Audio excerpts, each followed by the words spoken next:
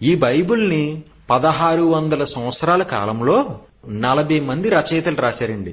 ఇక్కడ మెచ్చుకోవాల్సిన, ఆశ్చర్యానికి గురవలసినటువంటి సంగతి ఏంటంటే, ఈ 40 మంది రచయితలు కూడా ఒక దేశానికి చెందినవారు కాదండి, ఒక ప్రాంతానికి చెందినటువంటి వారు కాదండి, ఒక భాషకు చెందినటువంటి వారు కాదండి, అలానే ఒక వృత్తికి చెందినటువంటి వారు కూడా కాదండి. అయినప్పటికీ కూడా ఈ 40 మంది ఎటువంటి విభేదాలు లేకుండా ఏకరీతిగా బైబిల్ని రాశారండి. ఇప్పుడు ఒక క్లాస్లో టీచరు ఒక ఎస్ఐ ఇచ్చి పిల్లలందరినీ రాయమని చెప్పింది అనుకోండి, అందరూ ఒకేలా రాస్తారా? ఖచ్చితంగా అందరూ ఒకేలా రాయలేరు. ఒక్కొక్కరు ఒకేలా రాస్తారు. ఎందుకంటే ఒకరి ఆలోచన వేరు, ఇంకొకరి ఆలోచన వేరు.